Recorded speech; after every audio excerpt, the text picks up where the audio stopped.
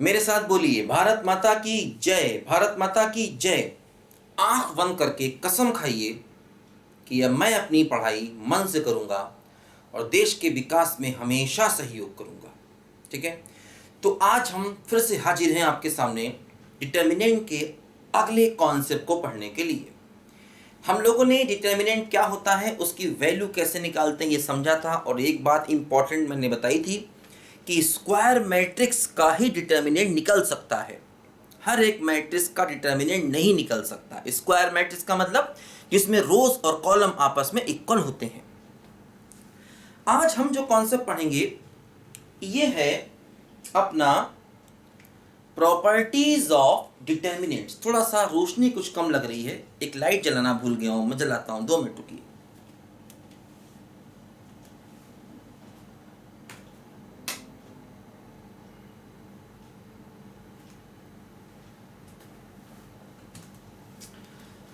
तो आज हम लोग पढ़ेंगे इस लेक्चर में properties of determinants, properties of determinants. तो देखो ध्यान दो, अगर हम 12th बोर्ड एग्जाम की बात करें तो ये सबसे इंपॉर्टेंट पोर्शन है, जहां पर 12th बोर्ड में क्वेश्चन हमेशा पूछा जाता है प्रॉपर्टीज ऑफ डिटर्मिनेंट्स की हेल्प से। एक्चुअली डिटर्मिनेंट दिया जाता है, उससे हमें कुछ प्रूफ करना होता है, वो प्रॉपर्टी की हेल्प से प्रूफ होता है, और ये क्वेश्चन बोर्ड एग्जाम में अक्सर आता है। हाँ, आईआईटी में तो कर सभी इंपॉर्टेंट है, आईआईटी में है ना, कुछ चीजें हैं जो इंपॉर्टेंट हैं, अदरवाइज आईआईटी में सब कुछ इंपॉर्टेंट है। आईआईटी में कुछ भी आ सकता है, सब कुछ आपका पढ़ा हुआ होना चाहिए। ठीक है, देखो आगे बढ़े। सबसे पहली प्रॉपर्टी देखो इसमें डिटर्मिनेंट में ये होती है कि जैसे मान लीजिए हमने डिटर्मिनेंट को लिखा, हमने डिटर्मिनेंट लिखा, मान लीजिए A B C D E F G H I. ठीक है, कभी कभी लगता है एबीसीडी भूल गए क्या, एबीसीडी बहुत दिन से ना पढ़ो तो लगता है वो तो नहीं भूल गए कहीं। ठीक है, A B C D E F G H, ठीक है, आई। मान लो मेरे पास ये 3x3 का एक डिटर्मिनेंट है। देखो पहली प्रॉपर्टी ये कहती है कि जैसे भाई डिटर्मिनेंट का मतलब वो एक वैल्यू है, डिटर्मिनेंट का मतलब ये हुआ कि उसको सिंप्लीफाई करके आप एक वैल्यू निकाल सकते हो, है ना। मैट्रिक्स एक सिस्टम है, उसकी वैल्यू नहीं निकलती, उसी से संबंधित वैल्यू को ही डिटर्मिनेंट कहा जाता है, उसी से एसोसिएटेड एक वैल्यू है जिसको हम डिटर्मिनेंट कहते हैं। ठीक है, देखो समझो जरा ध्यान से बच्चों। अब इसमें डिटर्मिनेंट में जो सबसे इंपॉर्टेंट प्रॉपर्टी है, जो सबसे पहली प्रॉपर्टी सबसे इंपॉर्टेंट बताने जा रहा हूं, देखो वो क्या है। हालांकि ये कोई नंबरिंग स्टैंडर्ड नहीं है, हो सकता है मैं नंबर 1 कुछ और बोलूं, किसी किताब में नंबर 1 प्रॉपर्टी कोई और हो, ये कोई स्टैंडर्ड वो नहीं है। मैं थोड़ा सा अपने समझाने के हिसाब से बता रहा हूं कैसे बच्चों को बेहतर समझ में आएगा। देखो जैसे मैं एक काम करूं, मैं R1 को चेंज कर दूं R1 plus KR2 plus MR3। देखो लिखने का तरीका समझो, R1 चेंज बाय दिस, मतलब R1 को हटा करके उसकी जगह अगर मैं ये लिखूं, देखो इसमें ध्यान दो, R1 को हटा करके R2 और R3 को मिलाकर कुछ नई चीज लिखी गई। देखो जो लिखा गया उसको समझो, R1 को जब हटाया तो R1 में किसी भी चीज से मल्टीप्लाई नहीं किया, समझो ध्यान से। R2 में K से किया, K मतलब कोई भी रियल नंबर, K मतलब 2 3 4 1/2 1/4 -1 -2 -1 लाख √2 कुछ भी हो सकता है, कोई भी रियल नंबर। और इसी प्रकार M भी कोई भी रियल नंबर हो सकता है, K और M 0 भी हो सकते हैं। जैसे मान लीजिए K 0 हो गया तो R2 हट जाएगा, R1 R3 दिखेगा केवल। मान लीजिए M 0 हो गया तो R3 हट जाएगा, R1 R2 केवल दिखेगा, तो ऐसा भी संभव है। k और m कोई भी रियल नंबर हो सकते हैं, तो r1 चेंज बाय दिस।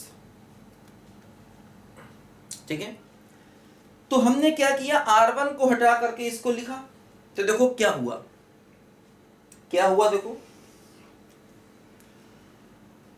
ये है r1 का पहला एलिमेंट, इसमें मल्टीप्लाई करना है k से, इसमें m से, और जाके इसमें जोड़ देना। देखो ये बन जाएगा a प्लस के डी प्लस एम जी। ठीक है, ये देखो, इसको थोड़ा मैं नीचे लिखता हूं क्योंकि यहां पर स्पेस थोड़ा कम है। अपना नाम भी नहीं मिटा सकते यार, अपना नाम खुद कैसे मिटा दें। सोच रहे होगे सर अपना नाम बड़ा बड़ा लिखे हैं, अरे क्या करें भैया, मजबूरी है, अपना नाम तो लिखना पड़ता है ना। नाम ही भूल जाए अपना, क्या आप क्या सोचते हो अपना नाम मिटा दें, कि संभव नहीं। अपना नाम मैं खुद नहीं मिटाऊंगा, लिखूंगा और बड़ा बड़ा लिखूंगा, जो करना है कर लो। अरे परेशान नहीं हो, जो तो पड़ेगी तो इसको मिटा दूंगा भाई, अभी तो ना मिटाओ यार, रुक जाओ थोड़ा। देखो क्या किया, R1 की जगह K into R2 M into R3। देखो ये हो गया A plus K into D plus M into G. तो पहला एलिमेंट A हटा और A की जगह ये आ गया। इसी प्रकार देखो दूसरा एलिमेंट जो B है ये हटेगा और उसकी जगह क्या आ जाएगा, B प्लस KR2, तो K into E plus M into H, ये आ गया। फिर देखो यहां पर क्या हुआ, C प्लस KF और प्लस MI, देखो ये आ गया। मतलब R1 रिप्लेस बाय दिस, तो पहला एलिमेंट हटेगा, K time this M time this, ये जाके इसमें जुड़ेगा। A हटा, A की जगह ये आ गया, B हटा, B की जगह ये आ गया, C हटा, C की जगह आ गया, और बाकी एलिमेंट्स पर देखो R1 पर फर्क पड़ा, बाकी पर कोई फर्क नहीं पड़ेगा। जैसे D D रहेगा, E E रहेगा, F F रहेगा, G G रहेगा, H H रहेगा, I I रहेगा। मतलब हमने इसको बोलते हैं ऑपरेशन, ये एक ऑपरेशन किया। ठीक है, ऑपरेशन। तुमको यार ये कैसा ऑपरेशन कर दिया सर आपने, डॉक्टर वाला ऑपरेशन नहीं। असल में मैथ्स में ऑपरेशन जो है ना एक जनरल वर्ड है। तुमको मैंने ये ऑपरेशन वर्ड समझाया होगा, कहाँ समझाया था, हाँ सेट्स में समझाया होगा कि ऑपरेशन का मतलब क्या होता है, डिटेल से बताया होगा। अदरवाइज 12th क्लास में देखो जो अपना फंक्शन टॉपिक है ना, फंक्शन टॉपिक, उसमें एक तो रिलेशन है, एक फंक्शन है, एक टर्म है, इसमें बाइनरी ऑपरेशंस। हालांकि ये थोड़ा सा विवाद का मुद्दा है, कुछ लोग कहते हैं वो हट गया है, कभी कुछ लोग मतलब अब मालूम चलेगा इस बार क्या होता है, कुछ लोग कहते हैं वो सिलेबस से हट गया है। मैं पढ़ाऊंगा उसको, जैसे मैंने जो रिलेशंस एंड फंक्शन है ना, देखो 12th में उसमें फंक्शन को अलग पढ़ाया है, रिलेशन को अलग पढ़ाया है। देखो दोनों की अलग अलग प्लेलिस्ट हैं। फंक्शन में भी 11 की प्लेलिस्ट अलग है, 12 की प्लेलिस्ट अलग है, क्योंकि फंक्शन दोनों में है। रिलेशन अभी मैंने 11 12 दोनों एक साथ कर दिया है, आगे चल के अलग अलग कर दूंगा उसको भी। ठीक है, धीरे धीरे करके इसको समय लगता है हर चीज़ में। तो ये ऑपरेशन एक जनरल वर्ड होता है मैथ्स में, मतलब मैथ्स में हम कुछ भी करें तो कहते हैं ऑपरेशन किया। जैसे हम डिफरेंशिएशन करें तो कहते हैं डिफरेंशिएशन भी एक ऑपरेशन है। मतलब जहां से कुछ चेंज दिखाई दे, परिवर्तन है ना, कुछ परिवर्तन करने को ऑपरेशन कहते हैं हम। जैसे सेना चलाती है, ऑपरेशन क्लीन। बॉर्डर पर चलाती है ना सेना, ऑपरेशन क्लीन, तो वो भी अपने को ऑपरेशन कहते हैं। ठीक है, चलो खैर, तो ये एक ऑपरेशन जो हम करते हैं, R1 को चेंज किया, देखो R1 में परिवर्तन आया, R2 R3 में कोई परिवर्तन नहीं आया। ठीक है, अब देखो इंपॉर्टेंट बात यह है कि ऐसा अगर करेंगे तो दोनों डिटर्मिनेंट की वैल्यू सेम होंगी। मतलब जो वैल्यू इसकी निकल के आएगी वही वैल्यू इसकी भी निकल के आएगी, कोई फर्क नहीं पड़ने वाला। बहुत इंपॉर्टेंट बात। मतलब ऐसा क्यों कर रहे हैं भाई, क्यों करें ऐसा? क्योंकि ऐसा करने से जो इसकी वैल्यू आएगी वही इसकी वैल्यू आएगी। कई बार ऐसा होता है इसकी वैल्यू निकालना मुश्किल होता है, यहाँ भले आसान दिख रहा है ये, कई बार ये बड़ा मुश्किल सा होता है, इसकी वैल्यू निकालना टफ होता है। तो ऐसा करने से डिटर्मिनेंट थोड़ा आसान दिखने लगता है, और जब डिटर्मिनेंट आसान दिखने लगता है तो उसकी वैल्यू आसानी से निकल आती है। तो मतलब इस ऑपरेशन को करने से डिटर्मिनेंट इजी दिखने लगा। अब देखो, ये तो मैंने आपको एग्जांपल समझाया कि ऐसा कर सकते हैं। R1 change by this, R1 की जगह मैं R2 को भी ऐसे लिख सकता हूं। देखो मैं जाके मैं करता हूं अगला, इसको लिखो जल्दी से। दुनिया में तेरा है बड़ा नाम, आज मुझे भी तुझसे पड़ गया काम, मेरी विनती सुने तो जानू। देखो ध्यान दो, मैं ऐसा भी कर सकता हूं कि R2 change bye R2 plus, अब देखो मैं कुछ और रियल नंबर ले रहा हूं, 2 into R1 minus 3 into R3। मैं देखो ऐसा भी कर सकता हूं।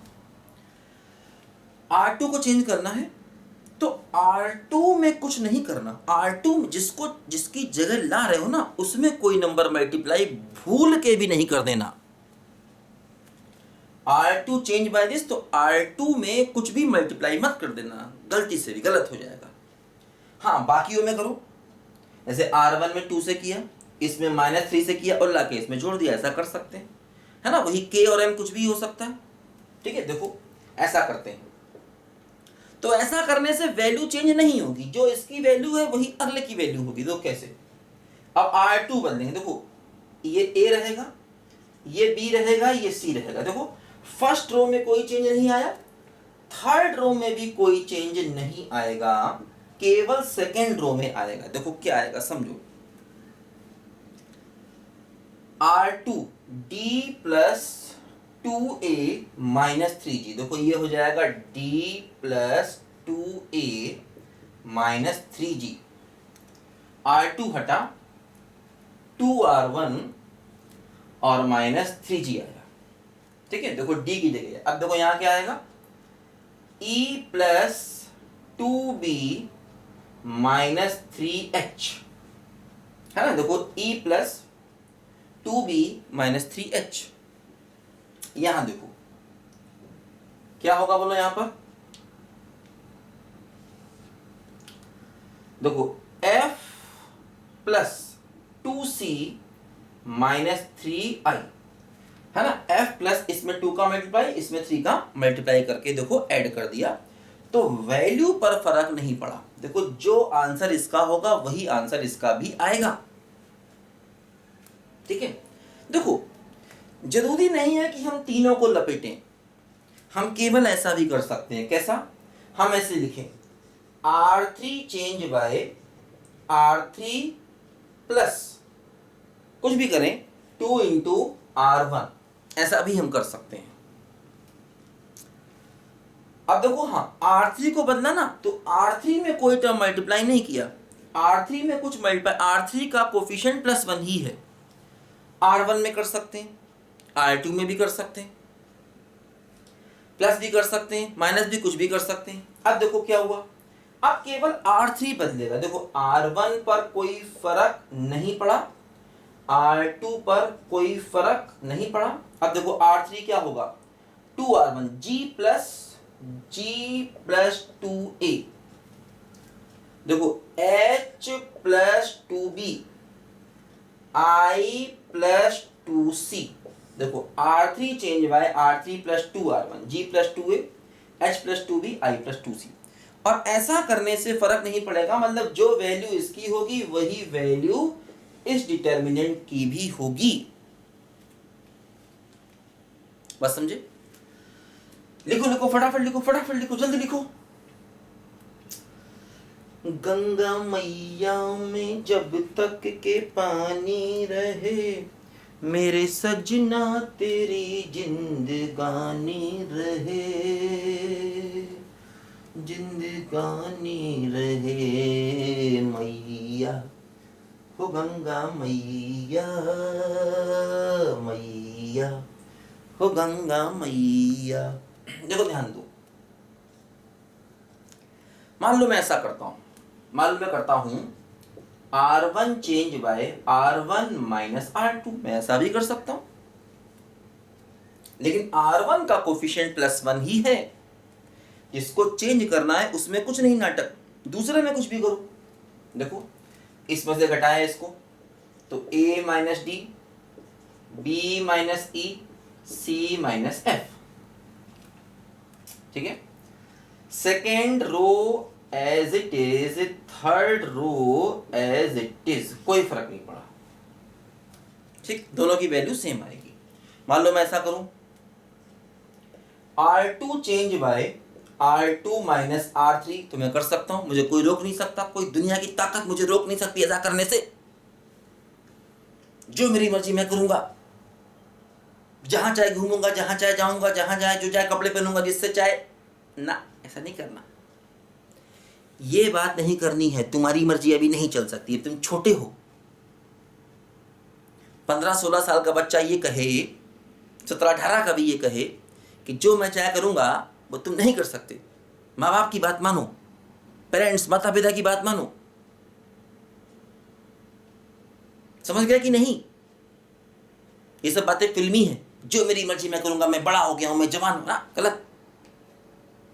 हाँ, अच्छा खाओ पियो, ठीक है, माँ बाप जो पहना रहे पहनो, मन से पढ़ाई करनी है, कसम खाते हो ना स्टार्टिंग में, इसीलिए कसम दिलाता हूं, चलो कर ध्यान दो। हाँ, यहाँ जो चाहे मर्जी कर सकते हो, यहाँ तुम्हें कोई, पढ़ाई में जो चाहे मर्जी करो, पढ़ाई में कोई नहीं रोकने वाला, पढ़ाई में जो मर्जी हो वो करो, कुछ भी लिखो, कोई टेंशन नहीं है, यहाँ चलाओ मर्जी, बड़े मर्जी के मालिक बने बनते हो। देखो R2 change bye R2 minus R3 क्या होगा, पहले रो पर फर्क नहीं पड़ेगा, R2 में से R3 को माइनस करना है, तो क्या हुआ देखो, D minus G, E minus H, F minus I। अब देखो थर्ड रो भी अनचेंज, केवल सेकेंड रो में चेंज आया, फर्स्ट थर्ड में चेंज नहीं आया, तो इसकी वैल्यू क्या होगी, सेम होगी, इसकी वैल्यू इसके सेम, इसकी वैल्यू इसके सेम, इसका मतलब है दोनों भी आपस में सेम, समझे? ये सारे के सारे वैल्यूज निकालोगे आपस में सेम आएगी, ये इसके बराबर है, ये इसके बराबर, तो ये तीनों आपस में बराबर है। देखो मैं एक और काम करता हूं, मेरी मर्जी है, मैं कुछ भी कर सकता हूं, यहां पर आज मेरी मर्जी चलेगी फुल। हाँ देखो मैं ऐसा ही कर सकता हूं कि R3 change bye R3 plus R1 plus R2, मैं ऐसा भी कर सकता हूं, ठीक है। चलो यहां माइनस कर दूं, मैं ऐसा भी कर सकता हूं, यहां भी माइनस कर दूं, मैं ऐसा भी कर सकता हूं, ठीक है। मैं ऐसे भी कर सकता हूं, R3 change bye R3 minus R2, ये भी मैं कर सकता हूं। मैं ऐसे भी कर सकता हूं, R3 चेंज बाय R3। देखो अब जिसको चेंज करना है ना, पहले वही लिखते हैं हमेशा, और उसका कोफिशिएंट +1, ये बात ध्यान दो। R2 को चेंज किया, R2 कोफिशिएंट +1, R1 को चेंज किया, R1 का कोफिशिएंट +1, R3 को चेंज किया, कोफिशिएंट +1, कोफिशिएंट +1, कोफिशिएंट +1। मैं देखो ऐसे भी कर सकता हूं, R3 plus R2 plus R1, ठीक है।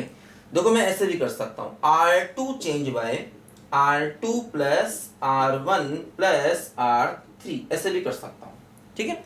तो ये ऑपरेशंस अगर मैं लगाता हूं तो कोई फर्क नहीं पड़ता है। ध्यान दो, यही ऑपरेशन कॉलम में भी लगाए जा सकते हैं। डिटर्मिनेंट में हर जगह ये बात ध्यान रखना, डिटर्मिनेंट में ये बात हर जगह ध्यान रखना, जो बात रो के लिए सही है वो हमेशा हमेशा कॉलम के लिए भी सही है। ये बात डिटर्मिनेंट में कसम खा लो, जो बात रो के लिए सही है वो कॉलम के लिए भी हमेशा सही है। कहते ना, इसको गांठ बांध के दिमाग में रख लो। अरे ये सब बोलने के तरीके हैं यार, समझाने के तरीके हैं, बोला जाता है, समझे? लिखो जल्दी से इसको, फटाफट लिखो।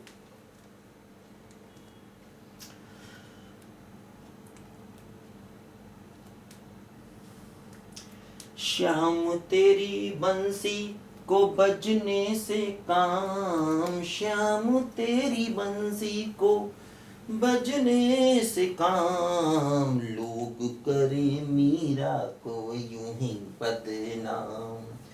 राधा का भी श्याम, वो तो मीरा का भी श्याम। देखो ध्यान दो, ये ऑपरेशन मैं कॉलम में भी कर सकता हूं। देखो कैसे, मान लो मैंने कहा C1 change bye C1 plus 2R2। हाँ, ऐसा नहीं करना, कॉलम से कॉलम ही लाना, कॉलम से रो में मत चले जाना कि column 1 change by column 1 plus 2R2, ऐसा नहीं करना। हाथ जोड़ के आपसे प्रार्थना है, ऐसा नहीं करना। रो को चेंज करना तो उसमें रो ही लाना, कॉलम को चेंज करना तो उसमें कॉलम ही लाना, रो में कॉलम नहीं, कॉलम में रो नहीं, ऐसा संभव नहीं है। ठीक है, तो मान लो ये गलत है, ऐसा करना सरासर अपराध है, बहुत बड़ा अन्याय है, बहुत बड़ा पाप है, पापी कहलाओगे ऐसा करोगे तो, महापापी, गणित के पापी हो जाओगे, ध्यान रखना।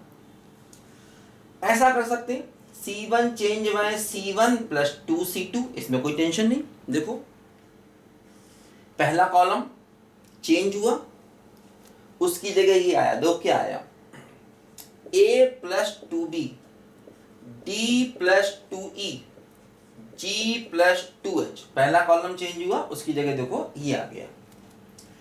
दूसरा कॉलम अनचेंज, तीसरा कॉलम भी अनचेंज।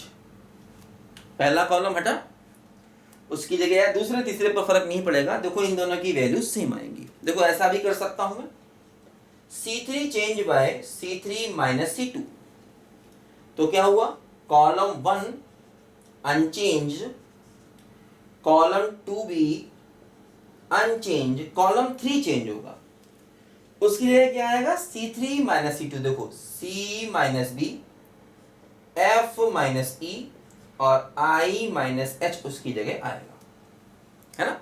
C3 माइनस C2 उसकी जगह देखो यहां पर ये आ गया, बस समझे। तो जो चीजें रो में है वही चीजें कॉलम भी, यहां पर भी ध्यान रखना। C3 को चेंज कर रहे हैं तो C3 का कोफिशिएंट +1, कुछ भी लिखें, C3 से C2 लाएं, C3 से C2 और C1 दोनों लाएं, किसी में प्लस का मल्टीप्लाई करें, किसी माइनस करें, लेकिन जिसको चेंज कर रहे हैं उसका कोफिशिएंट +1।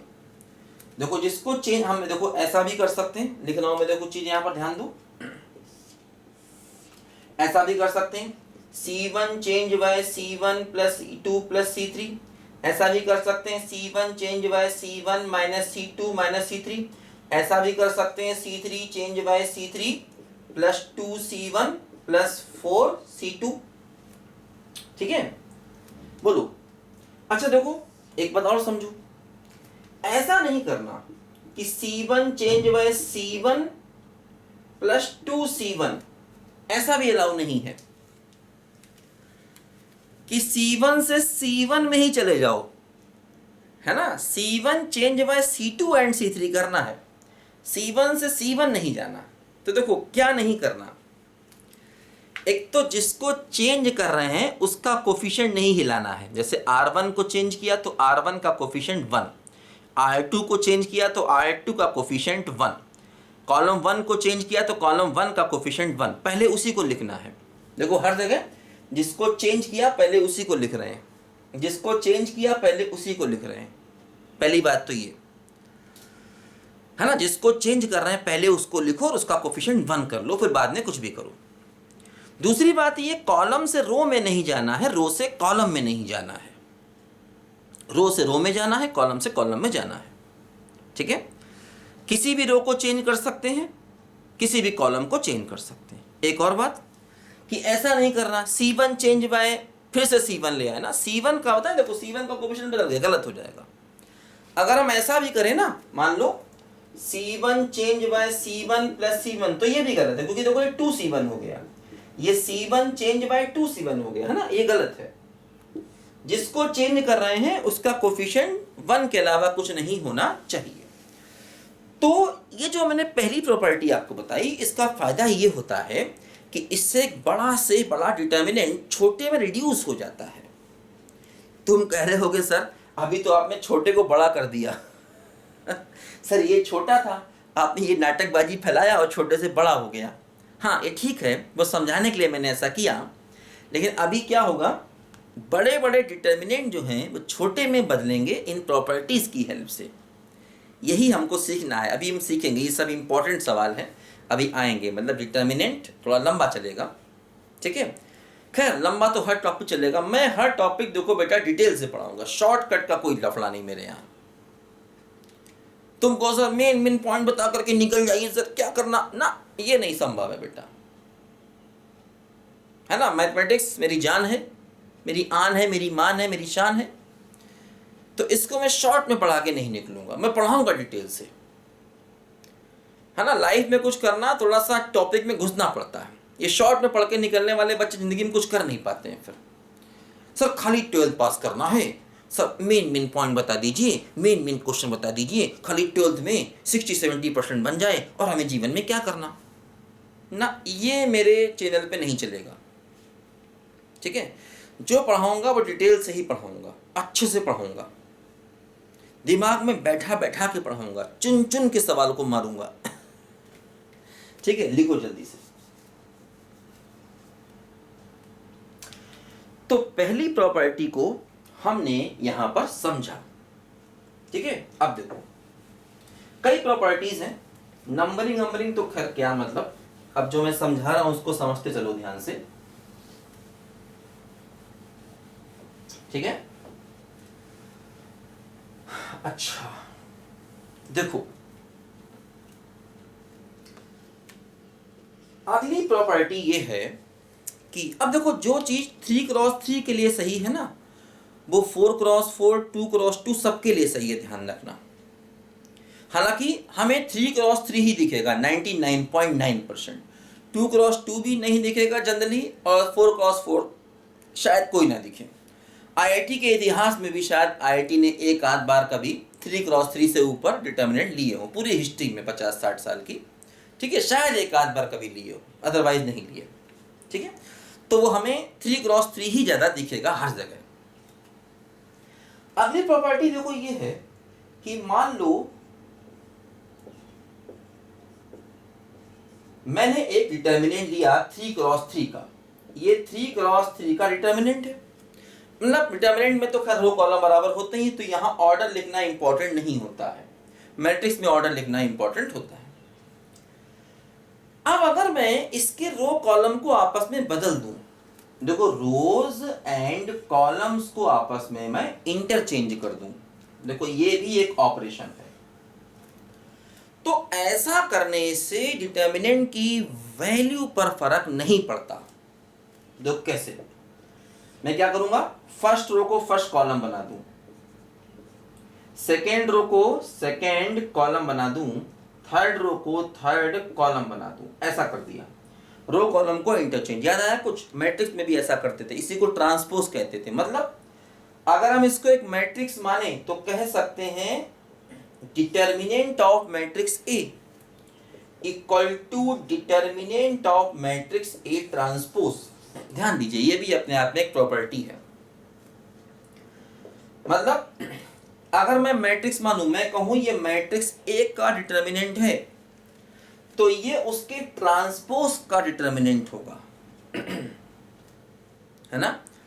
अगर ये किसी मैट्रिक्स का डिटर्मिनेंट है तो ये उसकी ट्रांसपोज का डिटर्मिनेंट होगा। मतलब इसको हम ऐसा भी बोल सकते हैं कि डिटर्मिनेंट में रो कॉलम को इंटरचेंज करने से उसकी वैल्यू पर फर्क नहीं पड़ता। इसको ऐसे भी बोल सकते हैं कि डिटर्मिनेंट में रो कॉलम को आपस में इंटरचेंज कर देने से उसकी वैल्यू पर फर्क नहीं पड़ता।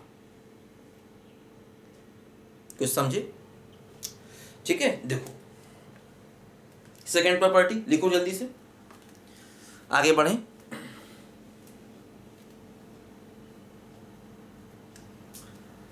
चलो कई प्रॉपर्टीज हैं, पढ़नी है, एक दो लेक्चर लगेंगे इसको पढ़ने में, ये बहुत इंपॉर्टेंट है, चूंकि पढ़ना बहुत जरूरी है डिटेल से इसको। आगे बढ़ें। तीसरा, मान लो मैंने कोई डिटर्मिनेंट ले लिया ऐसे करके ए बी सी 0 0 0 और डी ई एफ। अब देखो इस डिटर्मिनेंट में सेकेंड रो के तीनों एलिमेंट जीरो हैं, तो इसकी वैल्यू हमेशा ही जीरो होगी। क्यों? क्योंकि देखो इसी के लॉन्ग एक्सपेंड कर दो, भाई अगर हम सेकेंड रो के अलॉन्ग एक्सपेंड कर दें तो इससे 0 से मल्टीप्लाई जो भी होगा 0, इससे मल्टीप्लाई जो भी होगा 0, इससे मल्टीप्लाई जो भी होगा 0, है ना। या किसी भी अलॉन्ग कर लो, अगर आप फर्स्ट रो के अलॉन्ग भी एक्सपेंड करोगे तब भी आंसर 0 ही आएगा। भाई अगर एक तरीके से वैल्यू 0 है तो कोई भी तरीका लगाओगे वैल्यू हमेशा 0 ही आएगी, है ना। तो अगर रो के तीनों एलिमेंट 0 है, किसी भी रो के, तो वैल्यू 0। जैसे कि मान लो अगर मैं फर्स्ट रो के तीनों एलिमेंट 0 कर दूं तब भी वैल्यू 0। मान लो मैं कोई भी डिटर्मिनेंट ले लूं और फर्स्ट रो के तीनों एलिमेंट 0 कर दूं तब भी वैल्यू 0। मान लो मैं कोई कॉलम ले लूं, मान लो मैंने ऐसे लिया 1 2 3 0 0 0 4 5 6, तो इसकी भी देखो वैल्यू 0, है ना। तो डिटर्मिनेंट में किसी भी रो के तीनों एलिमेंट अगर 0 हैं तो उसकी वैल्यू 0, या किसी भी कॉलम के अगर तीनों एलिमेंट 0 हैं तो उसकी वैल्यू 0, है ना। पूरी रो के चाहे कोई भी रो हो, अगर तीनों एलिमेंट 0 हैं तो उसकी वैल्यू 0, और किसी भी कॉलम के अगर तीनों एलिमेंट 0 हैं तो उसकी वैल्यू 0। वजह क्या है? वजह हम उसी रो के अलॉन्ग या उसी कॉलम के अलॉन्ग एक्सपेंड कर देंगे तो आंसर 0 आना स्वाभाविक है, नेचुरल है, नेचुरल, ऑब्वियस है, ऑब्वियस। लिखो जल्दी से इसको।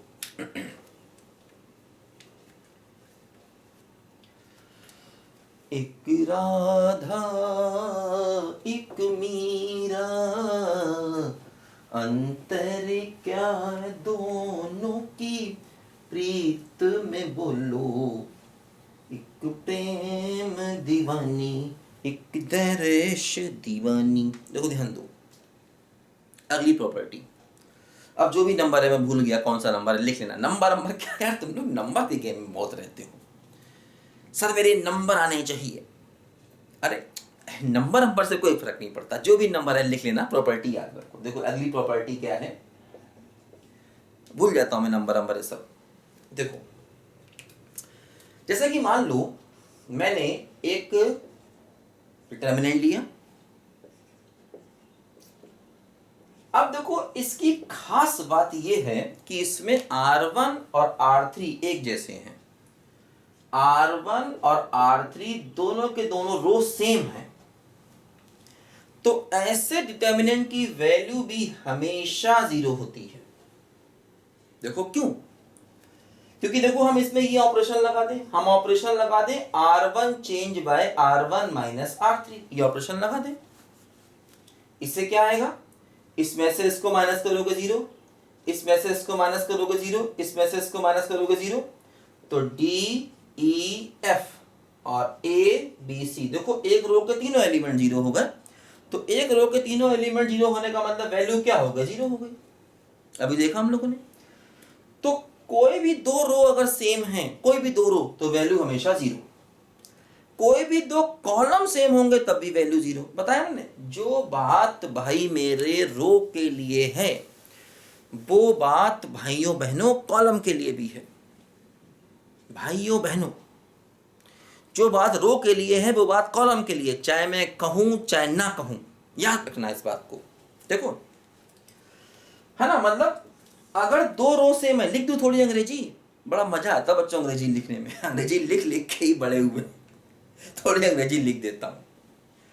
इफ टू रोज, बच्चों को लगे हाँ सर को अंग्रेजी भी आती है, आर आइडेंटिकल, देखो नया टर्म आया, आइडेंटिकल, इक्वल नहीं, आइडेंटिकल, एक जैसे,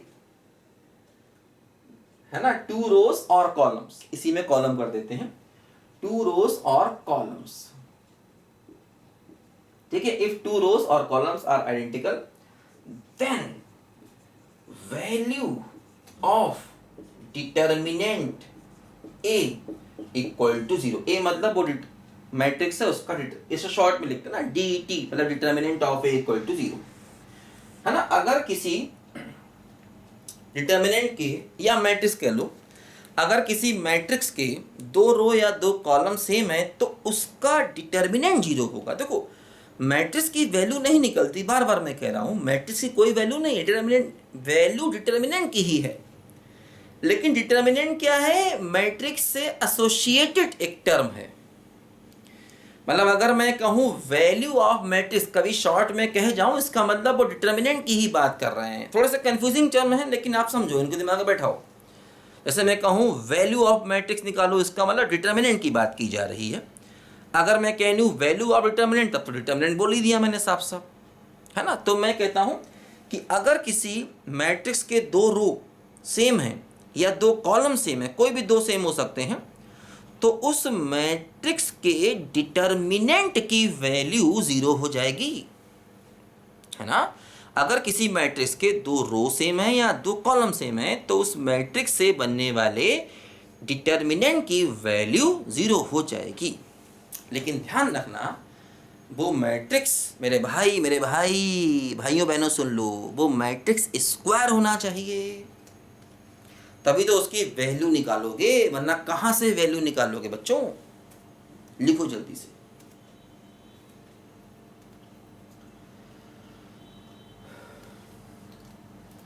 तो आज हम लोगों ने बच्चों कुछ अच्छी अच्छी बढ़िया बढ़िया प्रॉपर्टीज पढ़ी हैं।